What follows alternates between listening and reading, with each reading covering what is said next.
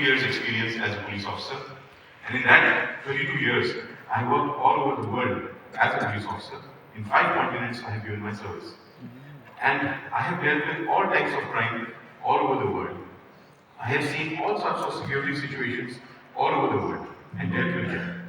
And after dealing and seeing all types of crime and all types of security situations, if today you ask me, please identify the number one threat to human security, to individual security, to citizen security, your security, my security, then I would put cyber security at the number one position.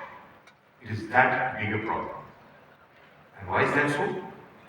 That is so because this little thing is with us nearly 24 hours a day.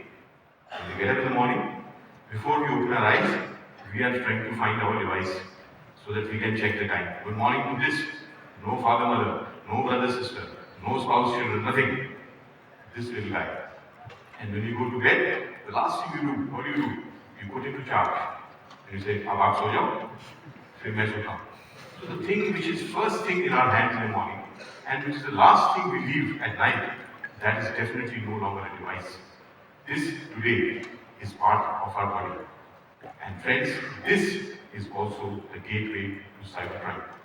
This is the door through which cybercrime reaches all of us. And that is why just click on wrong click, just pick up a wrong call, just accept a wrong friend request, and then see what happens. You may lose 5 rupees, but you may end up even losing your life. Such a broad spectrum crime, I as a police officer have never seen. From 5 rupees to your life. And it's a crime which affects every section of society equally.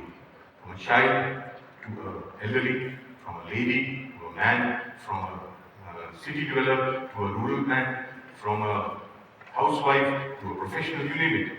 It affects everyone equally. And a danger which is present 24 hours a day. There is no crime like that also. You may leave your house may get burgled. Okay. You may drive a car, you may have an accident, fine. But is there any crime, the danger of which is present 24 hours? There is no such crime. So a crime which affects all sections of society, a crime which is present 24 hours, the danger on your head, and a crime which is so broad spectrum. That is cybercrime. And this is the gateway. This is the access of cybercrime to you and to me. See, crime can only occur when that criminal or when that crime reaches us, accesses us. This is that door, this is the gate. And the problem is we keep it open the whole day because we do not do anything about cybersecurity. Do we? You can ask. If you're doing it, good. If you're not doing it, you're keeping this gate open 24 hours.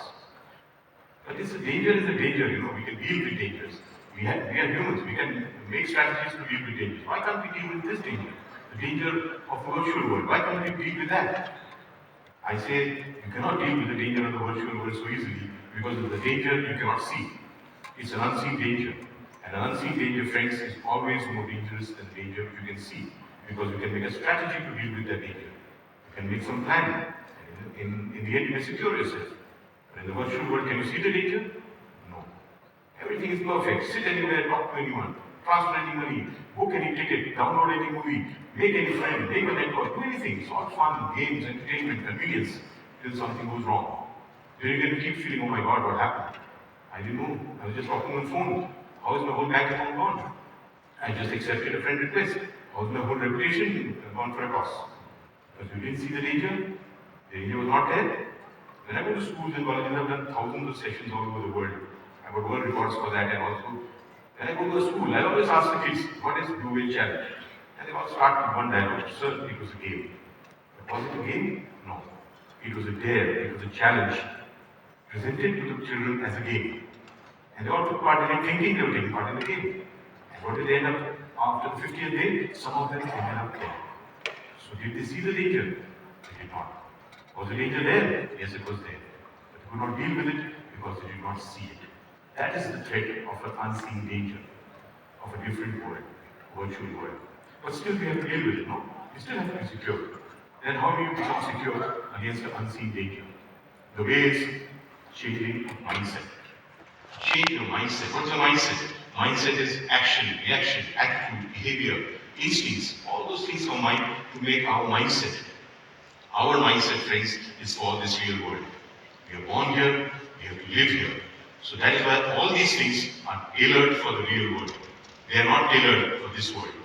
When we start putting it by default into this world, because we just think it's an activity like driving a car, reading a book, cooking food, talking on phone, chatting on WhatsApp, activity. When you start putting that mindset into this, what's going to happen? Sooner or later, you're going to make a mistake. Because that is for the real world, not for the virtual world. And how do you change your mindset? It's not so easy. I tell you today, change your mindset, and tomorrow your mindset is changed. It's not going to happen. That does not mean you're not supposed to start trying now. So how do you change your mindset best way? The best way to change your mindset, I can tell you. See, there's so many times in which you need a better mindset to deal with it. Drugs, big problem. Traffic management, a big problem for everyone. You have to change mindset. How do you change your mindset? The best way is being aware. Awareness. Cybercrime, to prevent cybercrime on you, there is no other way. It is not the best way, it is the only way. Be aware. And awareness, friends, again, I am not going to talk on that very long, but awareness is knowing and doing. People feel knowing is awareness. I know, so I'm aware. Sorry. You know, so you're knowledgeable. When you put it to use, then you are aware. So awareness is the only strategy to deal with cybercrime, to close this door so that cybercrime doesn't get to you. Know, do, and do when? Do every time. Cybercrime, I've seen people do some secure things sometimes, they don't do other times. Because they can't see the danger. But that is zero security. Security, I say, is a habit. It's not a choice. That sometimes you do, sometimes you don't. Sometimes you go to the house, you leave the door open, sometimes you lock it. You don't do that, do you? Well, you don't know that today the thieves are on leave, they're not going to come. So you leave it open. No, you don't. You lock it every time. So security is a habit, not a choice. So awareness is the only strategy to deal with cybercrime. Knowing, doing every time. So if that is the case, then today we talk about awareness in respect to one of the most heinous and one of the most insidious of cybercrime which is taking place today. And that is cyber stalking. Cyber stalking is only a crime I have seen which is designed and targets are only women, ladies, girls. They are the targets of cyber stalking. Now let's start talking about it. What is stalking? You all know stalking is repeatedly following someone. In normal stalking of the real world, the lady, the woman in question, can see the danger. She comes out of the house. One person is standing every day in front of the house. She comes out of a school, college, workplace, the same person is following her. She can see the danger. So when you can see the danger, you do not forget it, you do something about it. She will do something about it. Maybe tell someone, report somewhere, get that person caught, neutralize. The danger is neutralized. Maybe she will be secure. She saw the danger, she did something about it, and as a result, she became secure. Now, what is cyber stalking? This is cyber stalking. Like repeated missed calls from one number, repeated SMS from one number, repeated friend requests from one profile, repeated emails from one ID, repeated approaches to chat with the person. This is cyber stalking. Now tell me, in this, can the girl, can the woman see the danger? She cannot see the danger. Because she does not know who's doing it. It may be someone known to her who's doing it. That is also wrong. I'm not saying that's very good. But someone known to her might be doing it just to trouble her, irritate her, make fun of her, whatever. That's also wrong. But maybe it's somebody like that who's doing it. I call innocuous cyber stalking. Innocuous because it will stop one day. There's no more harm than a little bit of irritation, a little bit of anger, a little bit of anxiety. That is innocuous, but not necessarily such a person is doing it. Maybe somebody else, more sinister. Maybe it's a psychopath. And there are many cases of that were happening. I'll give you this case. This happened in 2018 in this beautiful city of Indore. The girl's name was Supriya Jain. She was a resident of a district called Damo, which is the Bundelkhand area of Madhya Pradesh. Now she had finished her education from there. She had come to Indore. She was doing a job. She was living in Vijayanagar locality in a flat and doing a job. There was a person who used to study with her in college. His name was Kamlesh Saha. Now this girl did not hardly knew him, but he liked her very much. One-sided love or something. He followed her to Indore. She was very active on the social media. She used to post a number of things about herself the entire day. I went to this picnic, I did this tree plantation, I did this in my office or whatever. She used to post a lot of content. And this fellow used to keep looking at it, keep getting more excited, keep getting more angry or involved, whatever. Every day he used to send her one friend request. Every day. And every day Supriya used to reject that friend request. She was doing the right thing. Unknown friend request, you should reject it. She was actually doing the right thing. But every day, should she have done it every day without thinking of anything more? She didn't think, she just kept rejecting it. Unknown, let's reject it. But that person was not innocuous cyber stalker. He was something more, he was a psychopath. One day, she came down from her apartment, Vijayanagar. You all know where it is. You know how many people are there. 8 o'clock in the evening. She came down from her apartment to take food. He caught her in the middle of the intersection. He assaulted her, stabbed her 38 times, and she died. And he did not even have a knife. He did it with a sickle, with what we cut glass. He kept on pounding her with it, and she died. Thousands of people must be there at that time, but nobody came to rescue this helpless victim. And I won't be even surprised if there were many people who were taking photos and videos of the thing and saying, oh my God, what fun. This is the sensitivity of today's time. Everyone is on your own for your own security.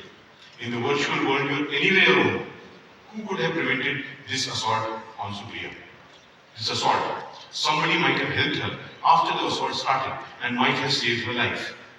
But who could have prevented that assault? Nobody but Supriya herself. But she did not do it because I guess the awareness, the alertness was not there.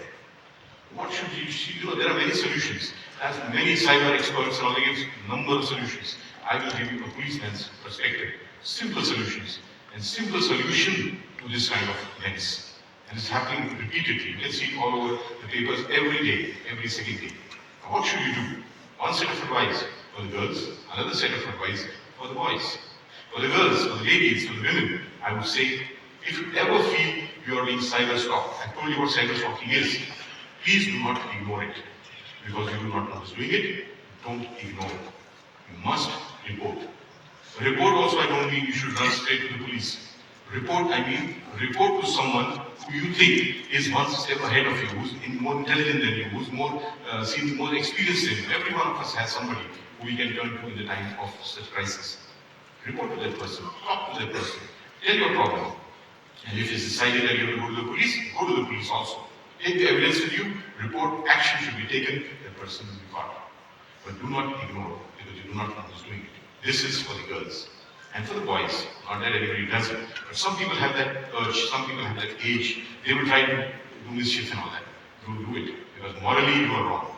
Morally you don't have the right to trouble any girl, any lady. Because she'll be anxious, she'll be stressed, she'll be scared, so many things, you have no right to do it. So morally you are wrong. But also legally you are wrong. In India there was a very unfortunate incident, it was called Nirbhaya. After Nirbhaya, some new laws were made for women's security in India. One of the new laws made at that time was what is written in red below, 354D, Indian Penal Code. This was a new section introduced after Nirbhaya. Now, what does that say? It says that in India, if you cyber stalk a woman, you can be punished up to 7 years. So, legally also, anybody doing it just for fun also, you are wrong. 7 years is pretty stiff. And if the lady has the evidence, you can't even prove that these digital footprints are not yours. So you will be punished. So for the girls, for the women, don't ignore, report. For the boys, for the men, don't do it. Morally wrong, legally wrong. So this is cyber stalking one part. There's another part of cyber stalking which is happening very often and it's very alarming. That also we should deal with. And that's what I'm trying to introduce you to now. It is called stalking by photographs. Stalking through your photographs which we post. Now see, this thing is called a smartphone. You all know that. Why is it called a smartphone? Not because it's got a brain of its own. It's got features which make it smart. Correct? One of the features the smartphone has. Now see, if you don't know the features, many people don't, and they keep using this device, then one day this smartphone is going to become smarter than you. One of the features which is there in this device, which makes it smart, is GPS. You all know that. Global Positioning System. Your location, you can find out why. It can pick your latitude and longitude and fix your location. That's a feature of every smartphone. And with every smartphone, which is enabled with GPS, if you take a photograph, then with your photograph, the latitude and longitude is attached. It's called geotagging. There's another feature of this smartphone. So if you don't know these features, and as I said, one day it's going to become smarter than you. I'll tell you a case. This case happened in Bangalore and it finished in Pune.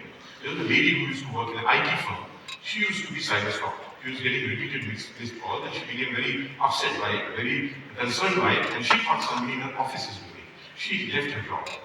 And then ultimately she left Bangalore and she went to Pune, her hometown, and she took a new job. But what do we all do when we go to a very good place, when some very good news comes, or we see a very beautiful sight? First thing we all do nowadays, take photograph, right? And then what do we do with that photograph? We post it online because everyone should do. Our happiness should be shared with everyone. And this lady, who was an IT professional, and she herself knew she was being cyber-stalked, she did the same thing. She took a photograph of hers in her new office and posted it online, saying, "Me in my new office. I'm very happy." She did not even mention the name of the office. She did not mention the name of the place. But I will tell you how it's not required. Now, when she posted it, this person was stalking her, cyber-stalking her, downloaded that photograph. You right-click the photograph, you will get properties. In the properties, you will have the latitude and longitude because of geotagging. Copy the latitude and longitude, paste it in Google Maps, you will get the exact location. Because Google Maps also works on latitude and longitude. So he must have found her, and he came over to where she was working. One day she came down from her office in the evening, it was getting dark. He was standing right there, she didn't even know him, and she didn't even recognize him, he knew her very well. When she was passing by, he said, "You wanted to run from me? That's why you've come all this way." And she got a shock. "Oh my God, it's the same guy." He said, "Run, let's see how far you can." The poor lady ran, he ran after her, stabbed her to death. This, again, is very happening all over. This is a very known case of a very famous reality star of US television. Her name is Kim Kardashian. Kim Kardashian came to Paris with her mother and her sister some years back for a holiday. They stayed in a very big apartment on the same river. They had a lot of jewelry. They bought all their jewelry. They took a lot of photographs. She posted it on Instagram. Her sister, Kylie, she posted it on Snapchat. Invitation was given. Invitation was accepted. Those people, those criminals landed up one afternoon at the apartment. She was not there. Her mother and sister were. They bound them up, beat them severely. They took all the money that they gave.